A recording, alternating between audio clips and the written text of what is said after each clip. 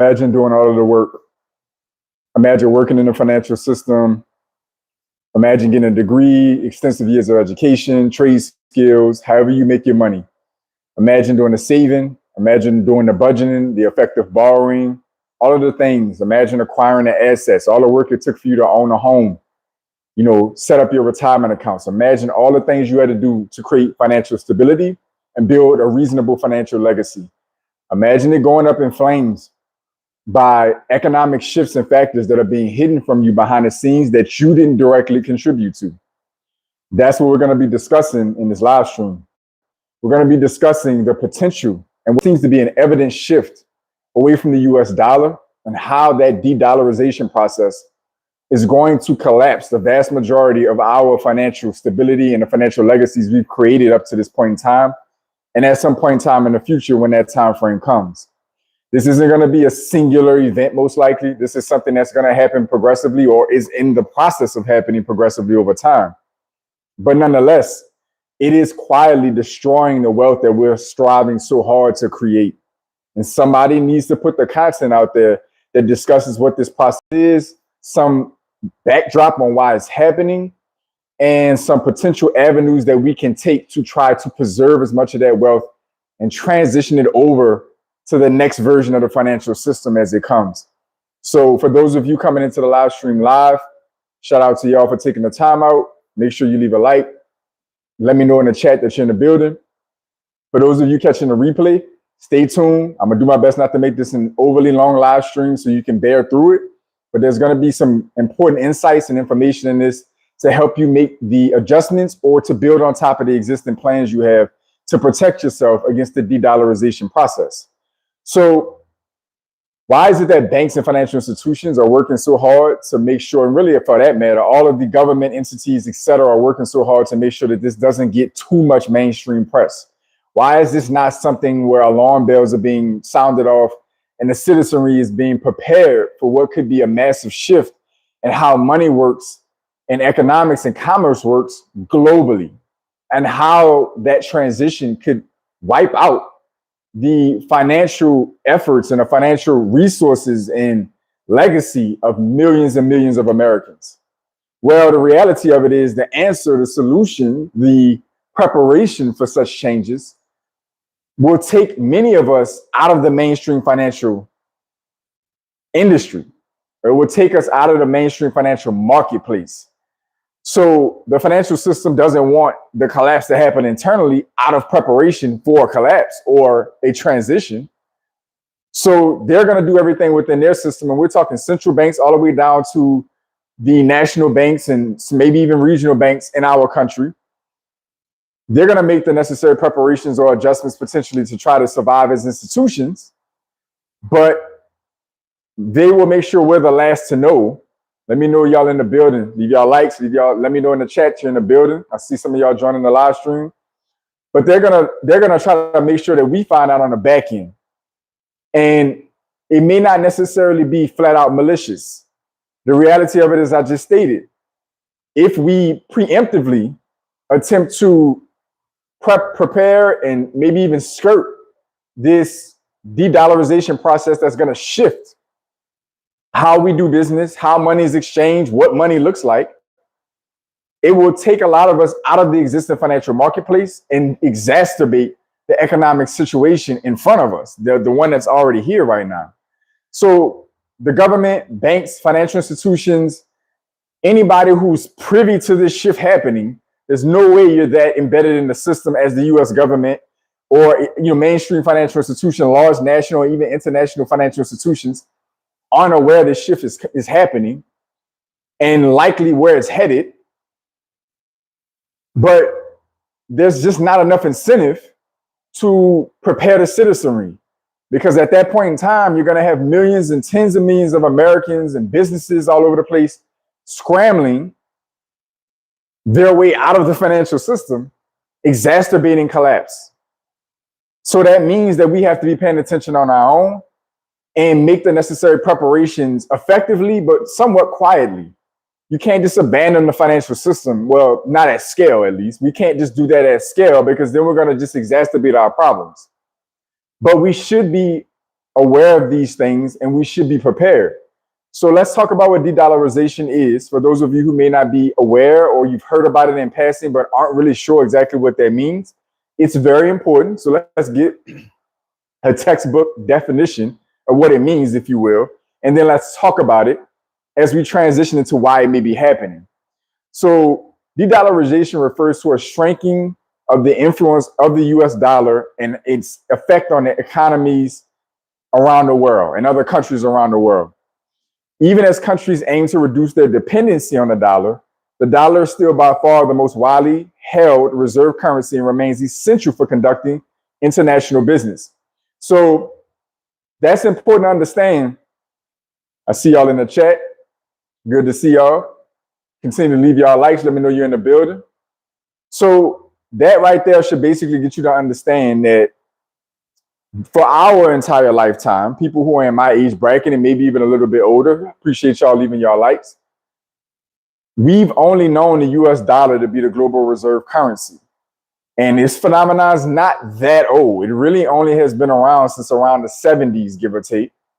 And there's a long history behind that we're not going to get into on this live stream right now.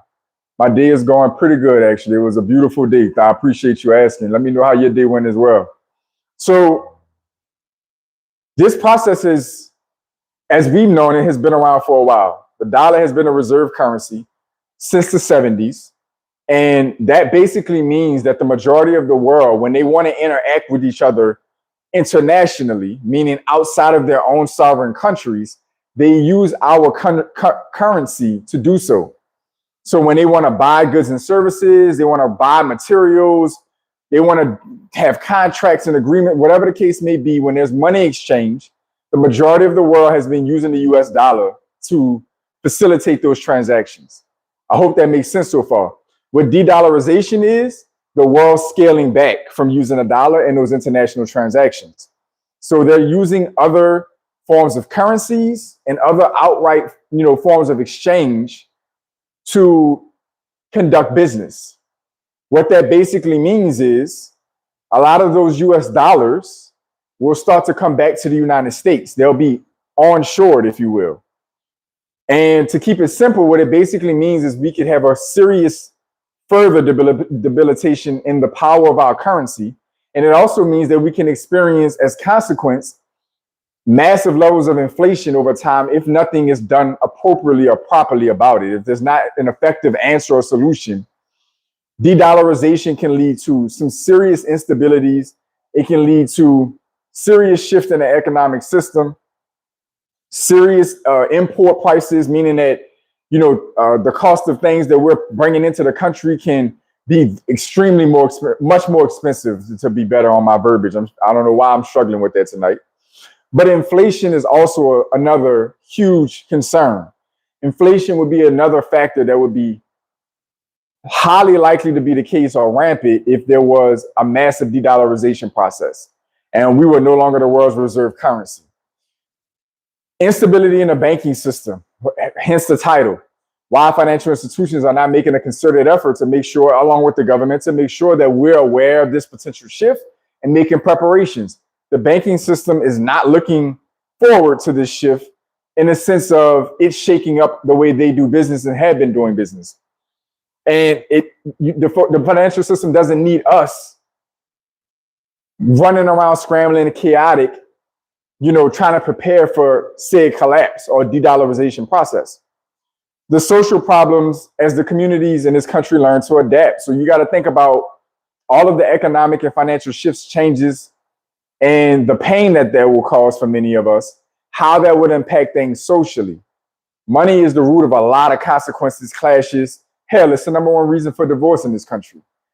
So you can imagine what things could look like without some kind of law, order, civility, and some kind of solution if we start to experience accelerated, heavy-handed forms of de-dollarization, meaning that this isn't just a slow process. At some point, it accelerates and speeds up to the point where we're actually experiencing that shift and those consequences overnight. Let me know if that makes sense so far. So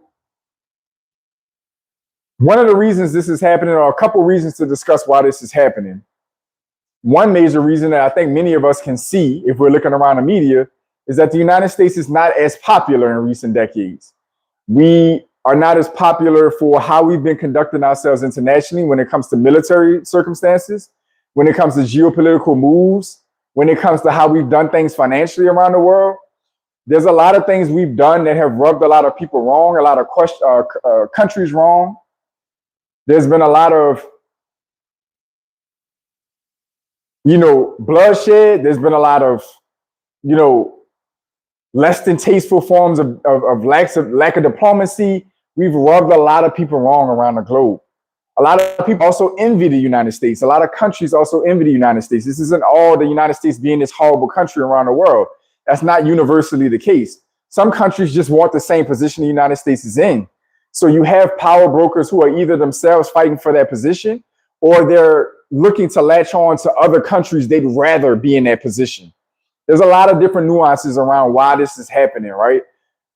And that's a whole nother live stream in itself. And if that's something of interest that you guys want to like dive deeper into, like why the US dollar is no longer being touted as the reserve currency or at risk of staying the reserve currency, why less and less countries are using the US dollar for all this international trade activities, et cetera. If that's a deeper dive into those things you want to get into, I absolutely don't mind covering it, but I want to just give some initial surface level context for those of you who may not be as familiar. Where does this all come home to roost for us as everyday Americans? This comes home to roost for us because it's the same currency we get paid in, we pay our bills in, we save in, we exchange for goods and services, we retire on, we buy assets on, we put our kids through school on. This currency is the lifeblood of our activity and our function as everyday people, families, households, communities, cities, states, etc. If this currency starts to deteriorate at an excessive rapid rate, then that basically means our quality of life will shift dramatically really fast. And that will also impact how we're functioning financially or how we should be functioning financially. So moving over into the preparation portion of this conversation, at the end of the day, what this basically means is how we've planned our futures, many of us, how we view the future in this country and in our life has to shift if we're not already preparing for this. What that basically means is for us to presume the next 45 years is going to look like the last 45 years is foolish. For us to presume that the next 10 years is going to look like the last 10 years is foolish. I don't know how many of you have been paying attention, but look at the world just since 2019, 2020. Drastic changes geopolitically, economically, financially, socially. The world is drastically different, relatively speaking, in 5 years at the time of this recording. So if that pace even kind of keeps up, you can expect the next 5 to 10 years to look significantly different still. There's a lot of different things coming down the pipe. Financial institutions, like central banks, for instance, are some of the biggest proponents of the de-dollarization process. What that basically means in plain English is the biggest central banks in the world are using less and less US dollars to hold, for instance, for different trades and different things that are going on in the broader economy. They're starting to hoard other assets and currencies and things of that nature. You have larger national and international banks like a JP Morgan Chase. All these different companies or financial institutions that are in position to do so are prepping themselves and preparing themselves for the dollar to no longer be in power, potentially. And the government is trying to do the same thing. You're hearing Trump, the current administration, talk about, using crypto back, bringing gold back in some kind of way, bringing in stable coins. You're hearing these conversations. And the question is, if nothing's broke, then why are y'all trying to fix it? So this is one of those situations where you have to read the writing on the wall. It's apparent that the economic system is changing. The shift in power that has been provided to us via the global reserve currency status is changing. It's not necessarily overnight. We're not going to necessarily look up in a year and all of this is going to flip on its head and the world will be in chaos. But if you look up in 10 or 15 years, many of us are young enough. 10 or 15 years is still well within our lifetime. And the preparation it takes to adjust to your currency going from the predominant currency of the world to damn near only a domestic currency and all of the fallout that will come from that. The president is on record himself and other powerful entities in this country saying that the United States will be essentially reduced to a third world country if the reserve status was lost. That's something we need to stop and think about and let it sink in for a second. That's powerful. Reduced to a third world country, we think we know poverty now. We think we know struggle now. Like, we have no idea. We have no idea when the entire quality of life in the United States is very heavily dependent on the rest of the world using our currency and buying our debts and securities and bonds, all of these different things. So that is shifting. Our quality of life will shift dramatically with it. And those of us that are prepared can see a transition into the new system, maybe even wealthier than ever if we're in a proper position. There are assets that transfer over from one financial system to the next. A currency, all currencies that have ever come into existence have ceased to exist at some point. The United States is on a unique run in its lifespan when it comes to the US currency, our currency, and it's how long it's lasted. The United States did some pretty unique things around the world to position itself for the power that we've had and the power our currency has had. That is changing like everything does. And the financial system and the government are in no hurry to inform us about it and damn sure not to prep us for it. So this live stream is dedicated to bringing it up, bringing it to your attention, giving some insight on it, and talking about how we can prepare ourselves as everyday working class, business owning, Americans who are out here and are just looking to take care of our families, function in our communities, function within our country, etc. We're not the ones making the decisions and the moves that are creating de-dollarization necessarily. We're not the ones making those choices. We may be getting strung along for the ride, but that doesn't mean that we have to be in the dark or in the blind about this shift coming and be the ones to end up holding the bag or end up without a chair when the music stops, because all of the rich people, the powerful people, the government, the banks, they all knew it was coming and they've been slowly preparing themselves. But we've been sitting here skipping through life, picking flowers, not paying attention, unaware, and not making the necessary preparations so we can also transition into the new system in equal or better shape than where we are today. So that leads me to the closeout of this live stream. What are some of the financial assets that we are looking to have or we need to have to transition into another financial system and hold value? The value in the financial system and the economic system is not going anywhere. Labor will continue to be exchanged. Goods and services will continue to need to be exchanged, bartered, et cetera, et cetera. These things will continue. We all still have needs as human beings. That's not going anywhere. What we do know is how we exchange value can change. So we need to find financial assets that can continue to transition value and exchange value, even if the financial system shifts. No matter where we are in the world, no matter what currency is in place, if it's digital, if it's physical, we need assets that will continue to be valuable and honored in any financial system. So what's number one on the list? Physical precious metals. Physical precious metals. And that's going to be bars of bullion. That's going to be coins. That's going to be fractionals. These are going to be things that you're going to want to physically own. And you may be able to also have a little bit of comfort to own them via contract, meaning that it's stored somewhere, etc. I don't believe Bitcoin, real estate, AI stocks. Very interesting.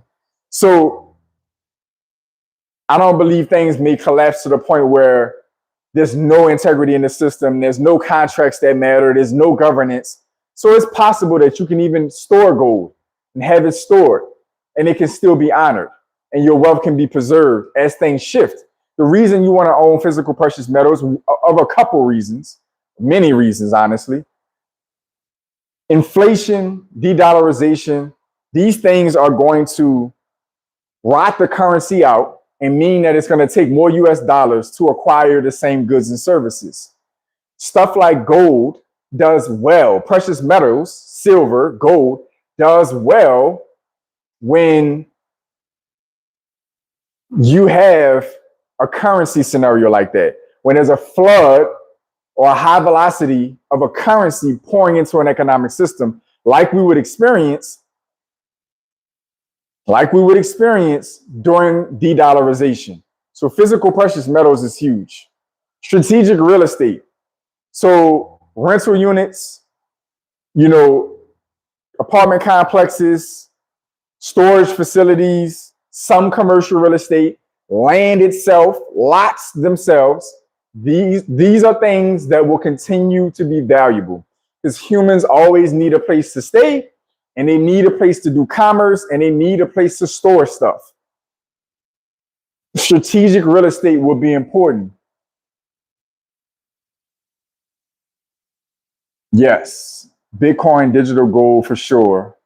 But I agree, silver and gold right now is inflation hedge. Yes. Where do you think is best for if you want to do arbitrage, the arbitrage? Yeah, I think short-term leasing strategies like an Airbnb arbitrage situation could still work. I mean, listen, if you're controlling real estate, whether you own it or just control it, if you're looking to, again, people are going to still need a place to stay, whether it's short-term or long-term. So I do believe, especially in the current economic situation right now, if you're in a marketplace where Airbnb and short-term rentals haven't been crushed by legislation, there's definitely still a lot of room and a lot of money and opportunity. People are still traveling, whether it's for work or leisure. Things are still happening. And so just to answer that question and keep it relative to the live stream, even if we're talking strategic real estate for short-term leasing, you're controlling real estate. You can flex the circumstances at which you leverage that real estate as needed. Does that make sense? But at the end of the day, the goal is just to either own and or control it. That is the goal. Trade skills, gold, silver. Yes, I like that. Who said that? Trade skills, gold and silver, dividend paying stocks, crypto, real estate. Yes. Looks like your name. I can't see your name all the way out. Like J. Lutheran Mechanic or something like that. Yes, brilliant. You're in Houston. Shout out to you. Shout out to Houston, by the way. What's the safest way to enter into real estate? Wait for collapse or buy before markets drop? After 2008 feels like stacking cash and waiting until market seems wise and unsure though. Yeah, so since we're on strategic real estate, I'll get on these questions real quick. So the safest way to enter real estate, depending on your position. Let me be clear about, I don't know all of the particulars because that answer can change depending on your financial situation, your lifestyle. There's a lot. Assuming you're more of an everyday person, and we're talking about like residential real estate, maybe, or early stages of commercial real estate, you're not some rich person or something like that, whatever, then one of the most effective, safest ways to get into real estate is house hacking. It is, if you've heard of that already, then I am going to drive it home. It is still, and I am a mortgage loan originator. I'm licensed mortgage loan originator and MLS 771386. I've been in the banking financial system, the lending space, the real estate lending space for over a decade. House hacking is still a very effective way to get into real estate. It is the lowest barrier to entry, and you can get your hands on some quality property and you can build a portfolio really quickly without a ton of money involved. And you're likely getting some quality real estate because your purchasing power is more so when it comes to house hacking. That's getting into real estate. The idea of waiting until markets drop or when they get into real estate, at the end of the day, real estate has proven for a very long time that the sooner you can get into it, whether the market's beautiful or it's ugly, getting into it strategically, meaning that you can actually afford it and that you can make it productive, wins in the long run, period. You don't want to play the game of waiting for market fluctuations and timing in the market. The adage in the financial system that we use as financial professionals and investors, time in the market beats timing the market. Does that make sense? So buy into strategic, smart real estate as good as you can. Own land, own lots, own multifamily units, own small apartment complexes, own single family real estate. There's a housing shortage in this country across the country. It's not going to be a bad idea to own reasonably attractive real estate, or at least the land where real estate can be built upon. So at the end of the day, I don't recommend waiting on shifts in the market. If it's affecting your affordability or something like that, then cool. But the overall idea, I want to wait to get into real estate or any financial market when it's like, it seems hot to get in it. Not a good idea. Hopefully that makes sense. Shout out to Houston again, man. I'm from New Orleans. We had a deep connection with y'all, so shout out. I'm glad that answered you. It looks like it may have helped answer your question. You're welcome. So strategic real estate, that includes, again, land, agriculture, all of that is all included. Essential commodities. This is a unique one that a lot of us don't get into and we don't talk a lot about, but we're talking about energy assets. So think about royalties and trust in oil and gas. Stocks of uranium companies provide exposure to nuclear power, something that's a big step forward. Nuclear power as far as cleaner energy. Infrastructure investment in renewable energy. These are things that you want to be invested in, again, because we want to prepare for the dollar de-dollarization and a potential inflation and economic fallout of that. These are the types of things you want to be in. All right. Farming investments. We already know food is going to stay essential. Shares in companies that produce essential foods. Think about the basics. If things were to change, just stop and think. If you want to talk about a list of things to get into, don't get into the over-sensationalized, new, sexy investment strategy. If things get chaotic, like de-dollarization being accelerated or the United States no longer being the world's reserve currency, that's chaos. Humans are going to resort back to the essentials, even if it's just a period of time. All of the sexy extra stuff is going to fade. My food, my clothes, my shelter, my security, it's going to get down to the basics. Energy, power, electricity, water. So if I can own investments, if I can physically own these items or these assets or these materials, or I can invest in companies that control them and ride the wave up because the value of them is going to grow because the demand for them will grow. Let me know that makes sense to y'all down in the chat. Water resources, water supply companies, firms and specializing in technology to make clean water, direct legal access ownership of water rights.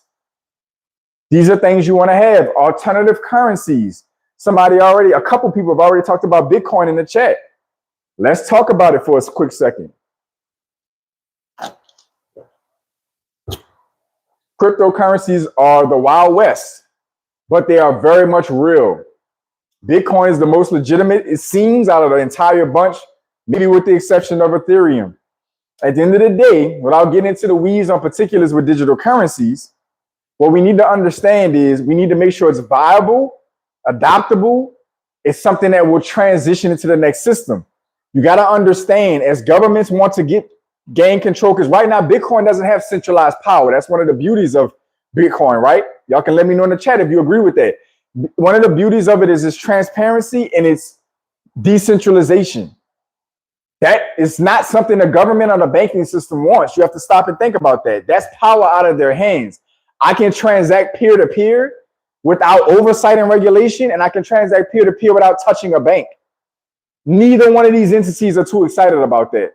So what that means is at some point in time, there's going to be an effort to pull power away from something like a Bitcoin into digital currencies operated, managed, and controlled by the government or by the banks.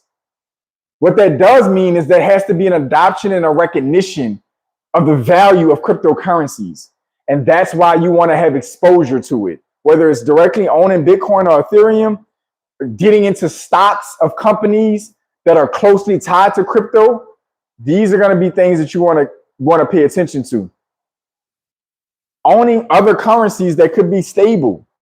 This is a thing. The US dollar could be struggling, but the Swedish krona, the Singapore dollar, Norwegian krone, You know, these different countries, you know, the Swiss, maybe the Swiss, they've been neutral for 100 plus years. They've been able to maintain neutrality. Other currencies may be a good place to be. Asset-backed alternatives, digital currencies backed by gold. As that starts to roll out, that's attractive. Local exchange trading systems, assets that are ready for barter and have universal usefulness. How do you like that? Imagine that, being in a world where you can go back to bartering goods and services and skill sets. Somebody said trade skills in the chat already. I like y'all. I like y'all. Y'all get it. Y'all get it. Let's keep going. Inflation protected securities. Yes, stocks may still be viable. Just because the US dollar is scaled back upon or even stocks becoming the world's reserve currency doesn't mean the stock market is just going to disappear. Principal value rises with the consumer price index, CPI, a secured investment that is backed by the government and other protections against inflation. So bonds, TIPS, so TIPS, these various bonds, like, again, that could be a little shaky because if countries stop buying the United States bonds in the process of the de-dollarization process, then that could be an interesting situation. Let me check these comments for a second. The manipulation by the whales is something with Bitcoin and crypto, though. Wild West indeed. Yes, absolutely. Now you understand what I'm talking about. That's the drawback of decentralization, no government oversight, is you can have open market manipulation, and as transparent as something like Bitcoin is, there's nothing you can do about it. That's the problem. You can have somebody with a heavy exposure buy in, you know, sell off, and then watch it plummet and buy it on the back end just to get it at a cheaper price. All kind of games can be played because of the decentralization process and the lack of oversight of cryptocurrencies. What do you think of Ethereum? Their programming function kind of like the system works now. I will be completely clear with you. My acumen and IQ on crypto is not that deep to give you a stern opinion about that. I'm going to be honest with you. I have a very good understanding of the concept of cryptocurrencies, of Bitcoins, why they exist, how they're viable. All of the economics is fine. When it gets into the weeds of the ownership and the technologies behind it, that is not something I specialize in. So I just want to be completely transparent about that. I can talk to you about it economically, but once we get beyond that on the technologies, that is not my forte. I'm willing to learn, if anything. Got to catch these more good stuff, brother. Absolutely. And thank you for tuning in so far. We about to wrap this one up. I just want to cover a couple more assets that we need to hold, but we about to wrap it up. But I appreciate you stopping in. Hopefully you subscribe and you tune in, because this is the type of content I'm putting out in various capacities around mastering the financial system, the banking system, navigating economic shifts and changes. So I'm glad you tuned in. It's a pleasure to have you. Dividend paying stocks. Somebody else already said this in the chat. Dividend paying stocks in essential industries. Whoever said that in the chat, drop down below. Let me shout you out. Dividend paying stocks in essential industries. So we just talked about the fact that the basics will become essential given an economic shift, like a de-dollarization process or global reserve status officially being lost. That is important. See you soon. See you soon, champ. See you soon. Consumer staples. So think about Costco. How do y'all like Costco? I like Costco. Let's buy some Costco. Healthcare providers. I like that idea. Utility companies. I like that idea. Concentrate on firms that have robust balance sheets and scant debt, meaning like minimal debt, healthy levels of debt, the ability to push inflation onto consumers, which sucks.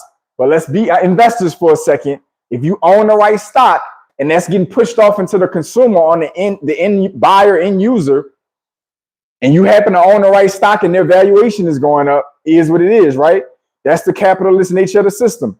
Revenue that comes from outside of the US, if you have de-dollarization accelerated. That's important. A long tradition of paying dividend even through tough times. Dividend kings, dividend aristocrats. Companies that have been paying dividends for the last 25, even 50 years. Very simple to look them up.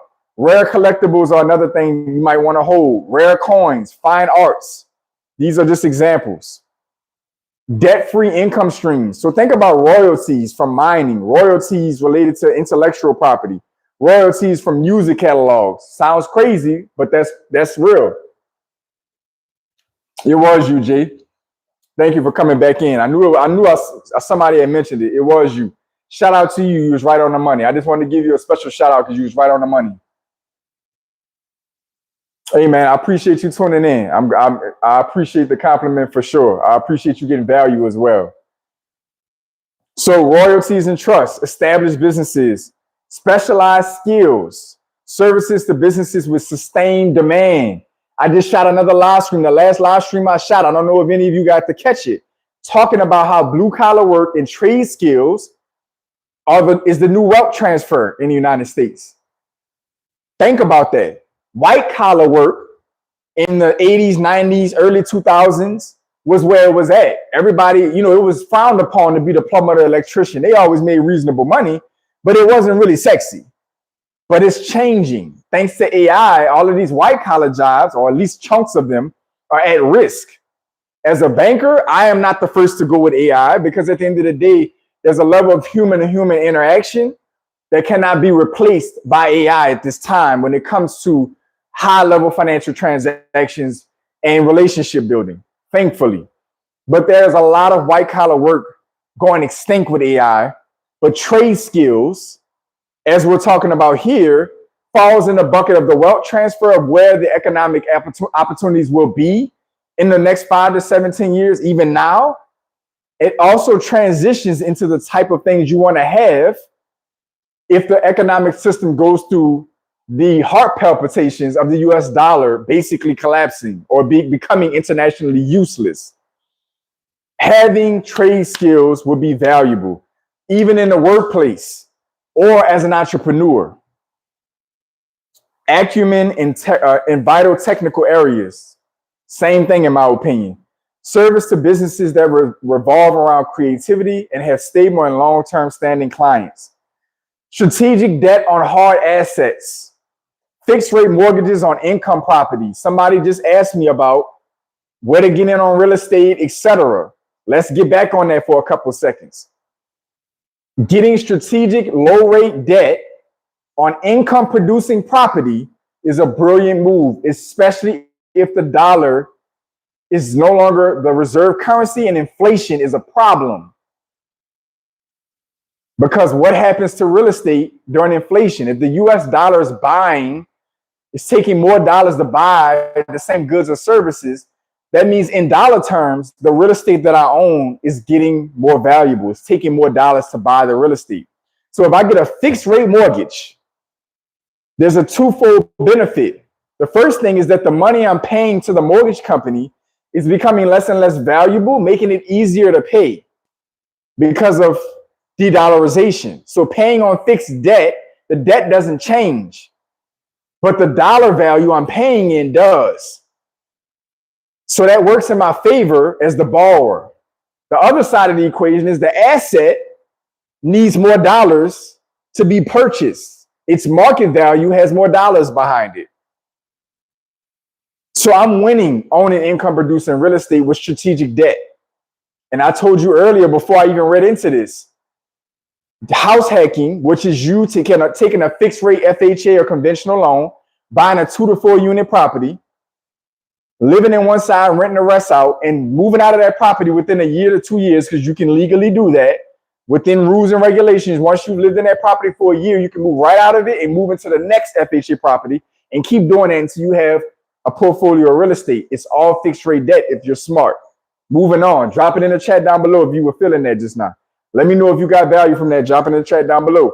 Business loans for essential service companies.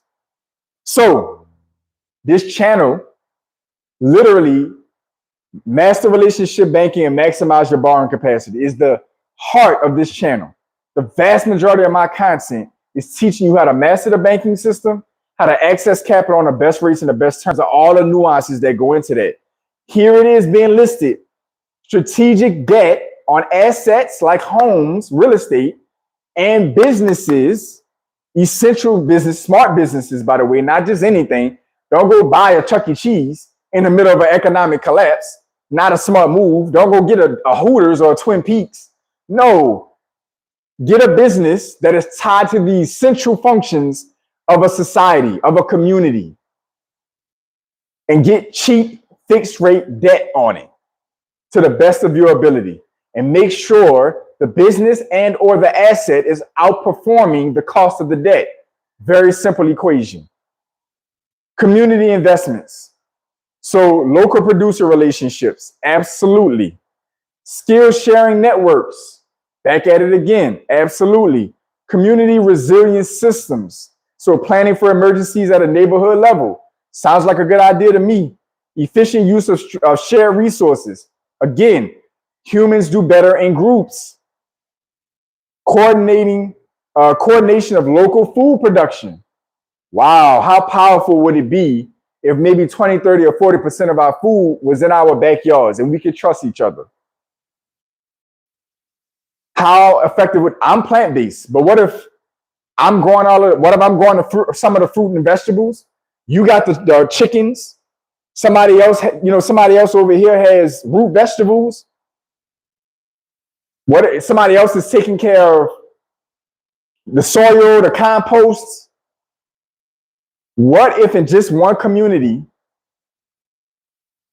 we can supply the majority of what we needed off of the resources we already have and in conjunction with each other? Mind-boggling idea, right? In today's crazy ass world where it seems like we got problems over nothing. We fall out over everything. Imagine that idea. So these are some of the most important things you want to have. Some roundouts. Build a 3 to 6 months of expenses and physical assets. Everybody talks about reserves and cash, but what happens when the cash you're saving in is trash? What about 3 to 6 months in silver, gold, crypto? Let me know in the chat how y'all feel about that. Acquire a small precious metal position, 5 to 10% of your investments. If you don't make 6 figures or more, or have 6 figures or more in assets, that 5 to 10% probably needs to be higher. Establish basic self-sufficiency of supplies, essentials, food, water, first aid, the ability to power your home, etc. Begin skill development in key areas. Diversification. Expand precious metals into target allocations of 10 to 20% or higher if you don't make a ton of money. Strategic real estate. Establish alternative currency positions. Develop community connections. So all of this having said, as we closed out, this has been a lovely live stream. Y'all have been very engaging with great comments. At the end of the day, what is for certain is that the United States power is shifting. It's not just going away, but it is shifting. Our power through currency adoption is shifting. And that means as that continues to happen, our quality of life as Americans shifts dramatically. A lot of us are already fighting uphill with the power of the United States at play. We're already fighting uphill trying to build wealth and stabilize financially while we have the power. Can you imagine the United States not having the power it has and your currency not nearly being as effective? All your hard work and all your saving and everything else you have tied to cash now loses its value overnight. This is the position you don't want to be in. Let me know in the chat down below if you guys have any closeout thoughts or questions. If you're watching the replay, shout out to you. Let me know if you have any thoughts or questions down below. I wanted to bring this to every single one of you because in the midst of talking about how to build success in the current financial system, we do have to adjust for the things that are changing around us and get ahead of the curve on things that are to come. And this is one of those scenarios where it is imperative that we build this preparation into our financial plan. Get in the description below if you want to tie in with me on Instagram. Get in the description down below or get in the chat down below or the comment section down below if you want to learn about working with me more one-to-one. I do offer one-to-one opportunities if it fits and makes sense. Other than that, I appreciate every single one of y'all tuning in. Like, comment, share, subscribe. Every single one of you that are hanging on to this, make sure you come back after the video is uploaded and leave a like, leave a thanks, support the video, leave a comment, because that's when the video actually gets traction and gets recognized by YouTube. For those of you who don't know, you really want to support the channel and support the videos that the content I'm putting out, make sure that you leave a like. Thank you for leaving it here. Come back and leave it on the replay of the video, y'all. That would be a great help. Any super thanks, super chats, definitely saluted, much appreciated. I appreciate every single one of y'all. I'm gonna read this one before I get out because one of my people just dropped another one. Came across this channel at the perfect timing, exactly where a sleepy his needs to be focused. Made we think about preparing in all currencies, even the urgent. Yes. Thank you. I appreciate you. Grateful you found value in the channel. This is what this channel is all about. So you don't have to worry about tuning in and I'm talking about some random BS that's way off topic. I've got over 700 uploads, and as rough as some of those earlier videos were, they all had this type of value in it. So thank you for tuning in and seeing that value. I appreciate your viewership, and I promise to continue to serve y'all as best as I can. I appreciate every single one of y'all. All my pioneers, welcome back. To my new viewers, welcome in. I want each and every one of you to stay focused, stay in motion. I'll see y'all soon.